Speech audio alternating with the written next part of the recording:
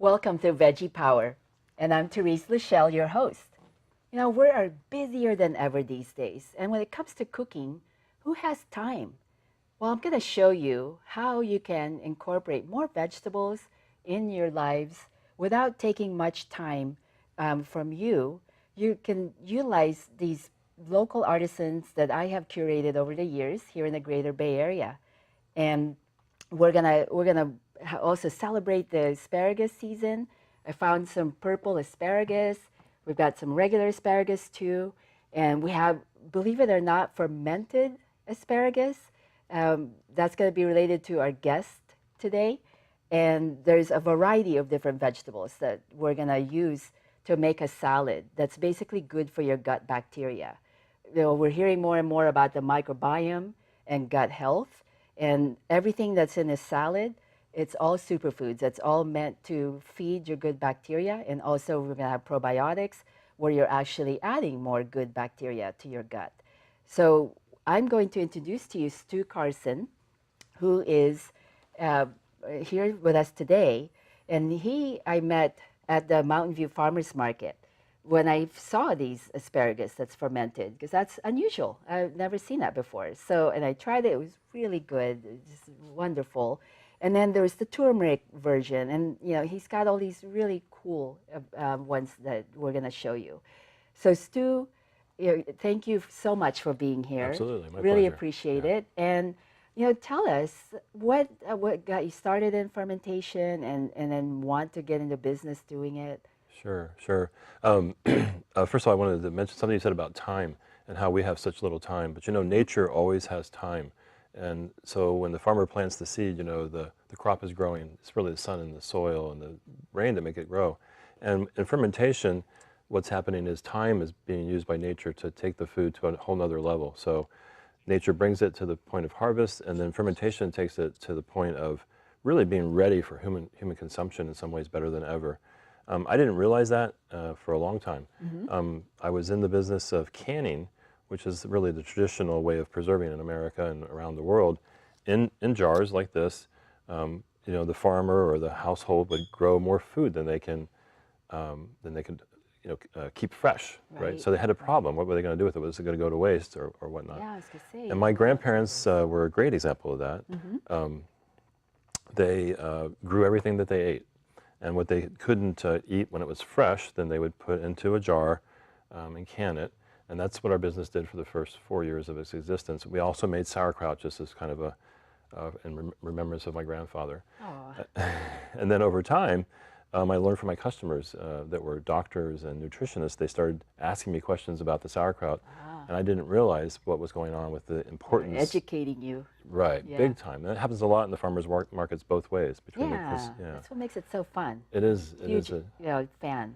A lot of great things happen in the farmers markets. A lot of relational things, and so we started to make more things with fermented. At one point, we had for almost every food that we made in a jar, we were also making a fermented version of it. So we fermented asparagus, we fermented green beans, we fermented beets, like we had canned them.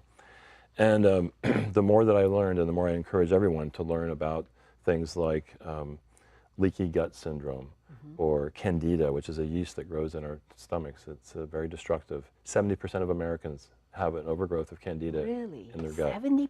70%. So when you're in a farmer's market and I watch people go by, I think 7 out of 10 people aren't getting the nutrition from the food they're at the market to buy. Because if you don't have a healthy gut, it doesn't matter what you eat, you won't be able to absorb it. So that was that passion that caused me to actually this year finally drop all the canned goods that were, because the problem with canned goods is they are freezing the nutrition in the jar in time, but they're also killing all the bacteria, both good and bad. It's kind of like when we take antibiotics. Exactly. We kill both the good and the bad bacteria. We want to kill the bad, but we don't want to kill the good. There's a time for antibiotics. Right. But then, but then that's the thing too, is what's the antidote for the antibiotics? Right, right. So the antidote is to get a healthy gut is to cut back on sugar and flour, which is just a different form of sugars actually, and starve the candida, and then begin to feed your body with probiotic foods. And as you said, prebiotic foods to help that garden. We're basically clearing the garden in our tummy, making it fertile again, planting the right crops, which in this case are probiotic bacteria, Yeah, and then feeding them with the bacteria. Yeah. So that's how I got into the fermented food So business. yeah, so show us you've got the Yeah, a lot of setup people here. ask me in the How to markets, get you know, started how to with do it. fermentation. And actually, I say it's simple, and then it's also a little bit magical, right? So essentially, the simplest way to think of it is that we create a saltwater brine, and we keep vegetables below that brine in an anaerobic environment, Okay. where the bacteria that live in the brine, which are good bacteria, can do their magic. It's kind of like as grapes and transforms to wine, these vegetables all transform to a fermented version of a vegetable. So we can do it with garlic, although we haven't yet. We can do it with these beets. We can do it with cucumbers. We can do it with, in this case, this is a veggie mix. It has celery and carrots and all kinds of good stuff in it. Some of my favorites is like, look at the cauliflower, the turmeric just makes Yeah. that beautiful yellow color. The carrots are more vibrant. Yeah, we started just experimenting with a lot of the gorgeous. roots like turmeric and ginger because they have such healing qualities, and now we're putting them in the fermentation process. And you're using the roots, the turmeric roots, not the Correct. Yeah, this not is the actually powder. a lot of folks don't know that you know, ginger. You probably have all had fresh ginger, and you know powdered ginger. Which would you rather put in your mouth? You know, powdered Yeah, ginger or the fresh? Yeah, absolutely. It has a completely different taste. The same is true with turmeric. A lot of people, most people use turmeric powder, and it's Probably 99% people, if more. right. not But more. in the Bay Area, you can find fresh turmeric in many Asian markets. It's pretty much Yeah, you it's just starting have to be look in for it. natural food stores too. I notice. And it's far superior to use, and it's an anti-inflammatory and many other benefits. So I'm going to show you how to make the simplest thing, which is to make I love cabbage. this. This Check is out this gigantic mandolin. Yeah, this is a mandolin. It's at times maybe it's overkill for some of you at home, but it's about 30 to 40 bucks to get one, and boy does it make This it easy. is meant for your bigger containers that you Yeah, use. yeah, they make smaller ones. But the idea is you get cabbage, you weigh the total amount of cabbage that you're going to ferment, and 2.25% of that weight is how much 2.25%. salt, sea salt. We highly And the recommend. sea salt is key here too. It's important. Yeah, there's a lot of mythologies about salt. A lot of Americans have been led to believe that salt is bad. All I can say is do your research. Some of the most healthy, long-living populations in the world we now know are in Japan, where they consume in those communities 12 times the average amount of salt that Americans do. So it's not necessarily that salt's bad for you, it's the type of salt. And so we believe sea salt and Himalayan salts are good for you. They have lots of trace minerals you can't get anywhere else in the world right now. You can't get them, unfortunately, out of a lot of our soil, but it's still in the salt. Wonderful. So what sauerkraut is a combination of cabbage and salt, and that's it. In our case, we don't even like to add water if we can avoid it. But what you would do is you would shred, say, 1/5 of the cabbage you want to put into a vessel, preferably something glass or stone. But you can do it, and if I would say if you're going to get started and start in food-safe plastic, do that. But just get started. Then we'll put a proportionate amount of salt. I always measure the total weight of cabbage and the total weight of salt. This is very important. People wonder why they don't do well. It's like baking. That part has to be precise. Yeah, I can't fudge. Right? Not And like then, savory cooking. and then between those, then you're going to pound the cabbage, which bruises it and starts the fermentation process going, because basically what we're trying to do is let Mother Nature sort of begin to, in a controlled way, decompose. And so what happens as the good bacteria work is they begin to release all kinds of minerals and other things that make it good for our bodies. So I would continue to do this until all the cabbage is gone, pound it between each layer, and eventually about halfway through we'll start to get water from the cabbage will be released. That water will be enough to cover eventually the cabbage. And then we would take, you can take a baggie, or you could take a clean stone or something heavy, a small dish that could fit down through here, and put it on top of the cabbage so that you want all of the vegetable matter to stay below the brine. Because it's the brine that does the magic of preserving. It's that saltwater, almost ocean-like environment. So people ask me, like, well, then what, right? And it is kind of interesting because the first couple of days, what will happen is the cabbage will swell.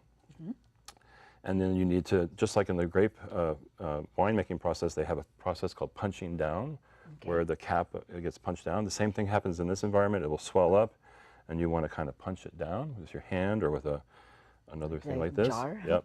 It'd be creative. And get it back down to being compressed.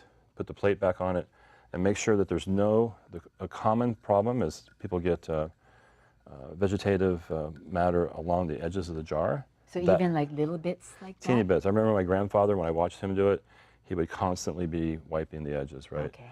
Because that's where mold starts, above the water, right? So anything alive above the water needs to be Wow, so all of it. kept clean, yeah. Okay. And then what will happen after about a week is it will sort of calm down. And then after a few weeks, or after a couple weeks, I might turn it over and recompress it because it's different in different areas. And then after about 3 or 4 weeks, I'll start reaching in and grabbing a little bit and tasting it. And this is the fun thing about doing things yourself. You can make it to the taste you like. If you like it super sour, let it go 6 weeks. If you like it crispy and crunchy, just do it 4 weeks. 4 weeks, okay. And then to stop the process from continuing to advance, if you want to stop it at that perfect sort of level, you can put it in the refrigerator because that'll slow the fermentation way down. But what some folks do, like my grandfather used to do in the old days, if you will, and we're doing it now today, is you can just harvest from the crock. Take the sauerkraut out, maybe after a week put another head in, and just keep the process going. It's actually very forgiving fermentation. So it's like the mother, like with sourdough bread when they have the mother dough. Right. Huh. Or what you can do, you can take some of the brine, because when you're done eating it, you may have some brine left. And I keep that in the refrigerator and then put that in the next batch. It'll speed things up. It might, instead of taking 4 or 5 weeks, take 3 or 4 weeks. Okay.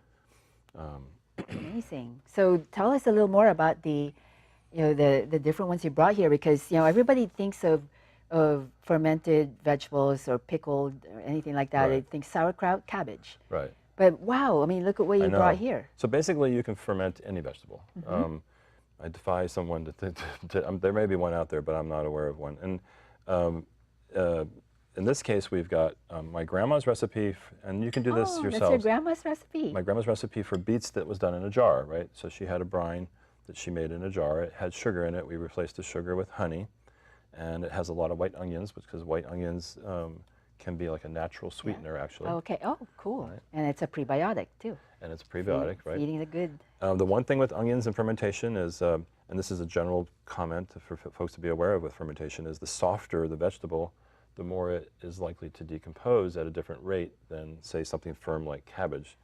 So you need to, if you're going to ferment other vegetables, get a reference to the salinity levels, because the more delicate the vegetable, the higher the salinity level has to be for the whole batch. So in this case, for example, this has celery and green beans and carrots and cauliflower and a whole bunch of goodies in there. I can't remember them all.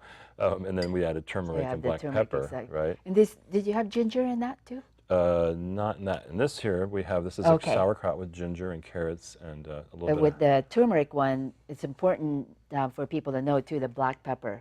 Yeah, black pepper is amazing. Right? If you check it out on the web, it increases the bioavailability of turmeric 20 times. Oh, it's 20 times. 2,000%, yeah. That's crazy. And then also heating it up will also release it, and that's true with some vegetables and other spices. So we brought the paste before we put it into the batch up to 130 degrees to release further. So this I take. There's a lot of thought that that went on with this. Yeah, fermentation is really about medicine. It's actually a form of medicine in a way. It's food is medicine. Well, they show that ancient times, where they see evidence of where fermented. Food I think that I've met a professor at University of Santa Cruz, UC Santa Cruz, whose focus is learning about ancient civilizations and the foods they ate and how they preserved. Cool. Fascinating, because if you think of the emperor of a country in the world back 2,000 years ago, they had all the power to have whatever at their means, and food was always very important because they knew. Yeah, exactly. It's right. We're sort of relearning things that we used to know, is how I look at it. Right, right. And fermentation is one of them. So when you were talking about the brine, it gave me an idea here that we're going to put this salad together, right? And I would love to use the brine from the ginger and also the turmeric. Yeah, I think that would be fun. And we're going to replace the vinegar If you don't have access to this, or you still want to use vinegar, one I've liked to use lately is raw coconut vinegar, but you can use champagne vinegar as well.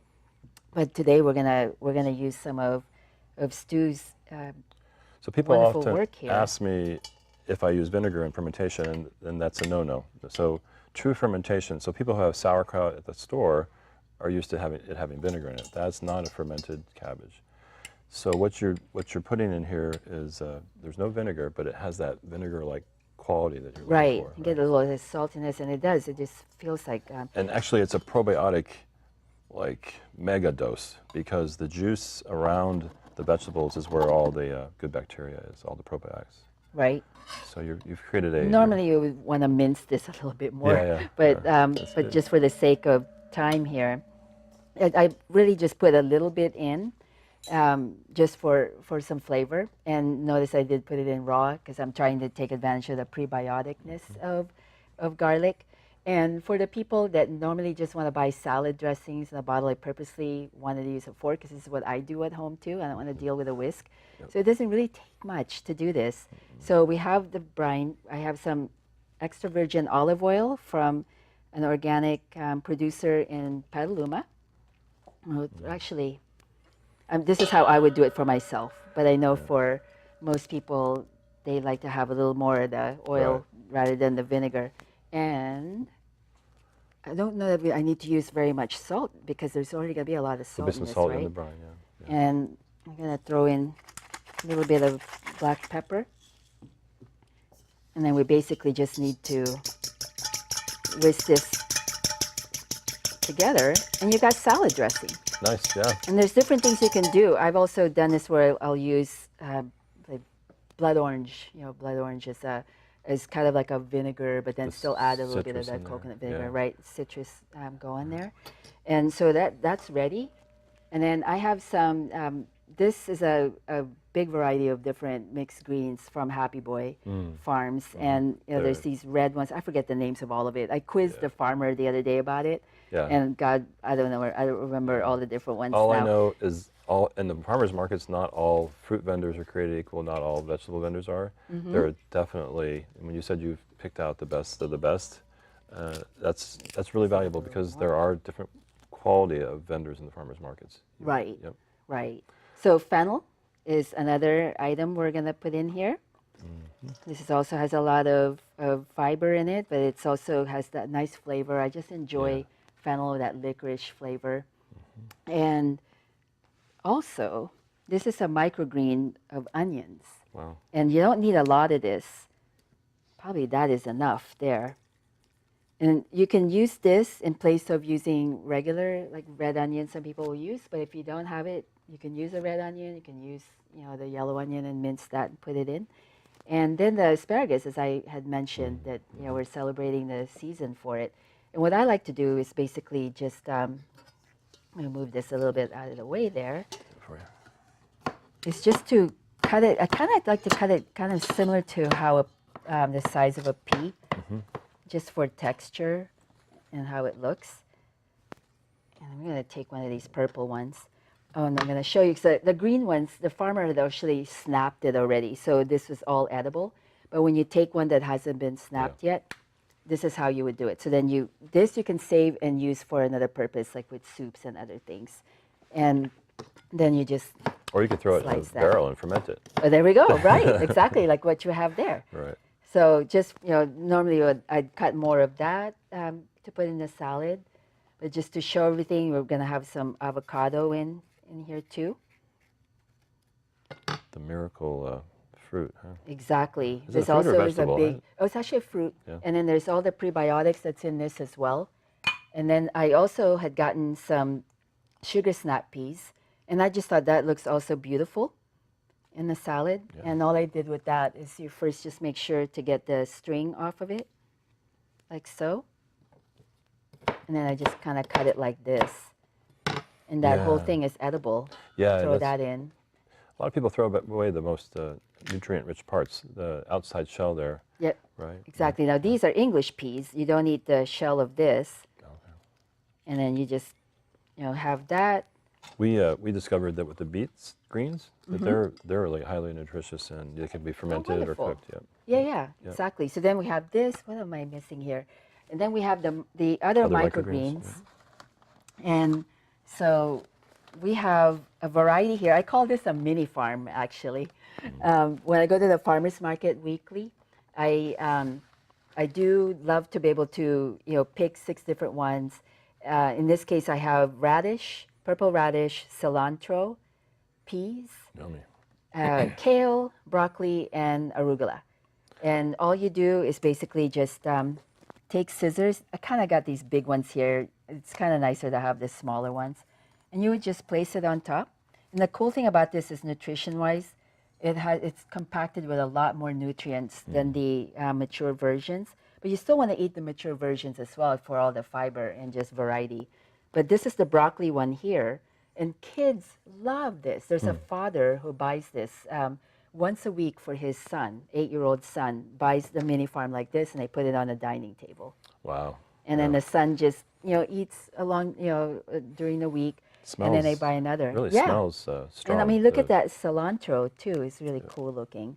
And they're going to soon have the basil again. And the basil is just absolutely I feel a little cute bit bad and cutting all the babies down. Oh, and then the peas are a favorite of Yeah. kids. This they really love. And when I do this one, I like to cut it a little bit more because sometimes Does it it's a actually little have bit harder. peas growing on it? No, it's too small to have peas growing on it, yeah? It does, well, it has the peas. Oh, it does. You actually see that? Oh, yeah. And that's fun to show the kids too. When I'm at happen to be at the stand, I'll show that to them, and they get it because they're like, oh, so the peas actually is a plant, and it just is exciting for me, to see that revelation. Yeah, I in love it their when eyes. like the kids, the parents are open-minded enough to let their kids try sauerkraut or a fermented pickle, and the kids just like get to it like an ice cream cone because some kids get the nutritional value immediately, right? They just love it. Exactly. And then so we're just gonna toss this really fast, and we're gonna taste it. We've got the bowls here if you want to Okay, sure. grab that. And then we also actually want to put in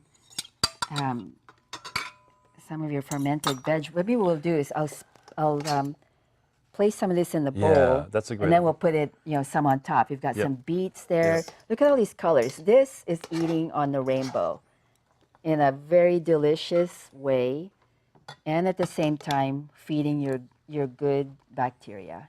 Yeah, And check it's that out. A lot of yummy stuff in there. And it's throwing some of your beautiful colored. The beet, want the whole thing? Or you want to cut it up? Oh, just put in the Yeah. whole thing. Yeah, Yeah, a lot of folks love beets with their salads, and you could put some exactly. goat's cheese or. Right? Yeah, beets and goat's cheese. Do you want definitely us like to it. have the contrast of the different asparagus, the fresh and the? Yeah, exactly. That would be Because nice. this asparagus, when it's fermented, gets like buttery almost. They do It's with the very spoon. different. So we'll just use Yeah. this one here. So I love the carrots and everything in here too. But we have Are you afraid to put sauerkraut on your salad? my sauerkraut on my salad. Are you afraid to? A lot of people are. Oh no, not at all. Okay. Because you can. All right. I love to put it in sandwiches, and Yeah. I want to try to eat it like pretty much with every meal. I still have a hard time with it with breakfast, It is the best but antacid. lunch and All right, we'll put some sauerkraut. I'm going to put some sauerkraut on mine. All right. Yeah. Okay. This is the ginger. yeah. Let's see. Oh yeah, get that ginger flavor going, and then forgot the avocado in there, but we've Yeah. got Yeah. so we've got. Let's see. So I have you ever, this kind of salad is extremely filling. Have you had that experience? Yes. So Yes. yeah, I think it's your body also knowing that that it's signaling to the brain that it's Right. it's getting satiated with all the micronutrients, right? Right. And Yeah, I so- usually can. I went the classic American salad, which we think of, like the iceberg lettuce and the tomatoes and whatever the classic American salad is. Even a nice, more healthy one, I can eat a bowl 3 times this size, right? But when I had one with the micronutrients and things like we're doing here, and put the sauerkraut in, but I was halfway done and I was full. So so the lesson is that we don't actually need to eat as much food when it's nutritious food. Right, And exactly. there's actually a higher value in the food per ounce or per pound. Right. So exactly.